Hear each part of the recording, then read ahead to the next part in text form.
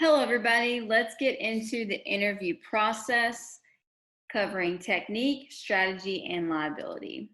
So, based on the reading in chapter 5, as well as the questions that were provided, this is what I've gathered. Interview questions should be formulated strategically so that an interviewer knows exactly what they're looking for without insinuating any discriminatory practices. In other words, going into the interview, we start interviewing people to hire. We should know what our campus needs, but when we're assessing a candidate, all candidates deserve to be assessed based on their skill level and what they bring or could bring to the campus, and or how they can grow or how willing are they to grow, rather than getting into their personal liberties of their private life. Okay, so I noticed, just to compare the questions that were provided, and when you talk about, like interviews in education, those are great general interview questions. But then I noticed when you're trying to hire someone in education, they should be more education specific. So based on my reading in chapter 5, a potential challenge that administrators face is that they might need to move teachers around due to student enrollment numbers being high or low. I was also in a situation before where the enrollment numbers were so low that they had to let teachers go. And it was crazy. But um, possible question that I formulated based on this situation was, even though you're interviewing for this position, are you open to the thought of teaching in a different grade level or a related content area if a move is needed based on enrollment numbers?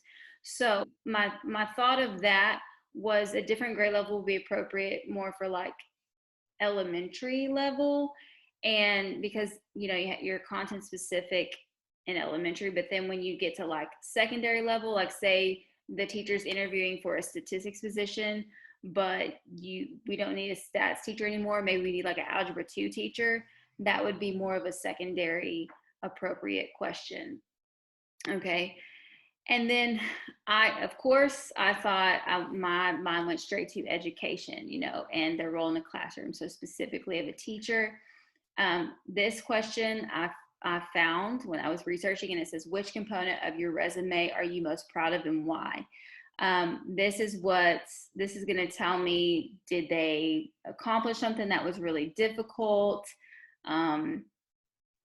Did they have a big goal and they met it? And they're going to tell us how they met it. What was it? Because then that's going to carry on into their level of self-efficacy when it comes to the challenges of teaching. Then I found another one that says, what are some strategies you use to engage reluctant learners? I felt like this was worded pretty well, instead of, what do you do for the bad kids? You never want to ask that type of question. And then the last one is, how do you build and maintain effective relationships with the students' families? Because when I think of a teacher and a student and their family, it's like a three-legged stool. They all should work together to serve a great purpose. And then these two questions I found from a different platform that had nothing to do with teaching, but though these caught my eye. So one of them was, how do you manage stress? I would word it as, outside of work, what are some activities you enjoy that improve your quality of life? I felt like that was better than just to ask, how do you manage stress? Because some people could take that really offensively, and they could be dealing with some pressing mental health issues. And I don't want to put a candidate in a position where they feel the need to share those mental health issues, if that makes sense. Then this one caught my eye because, and then I caught the explanation of it too. It says, tell me about your perfect day.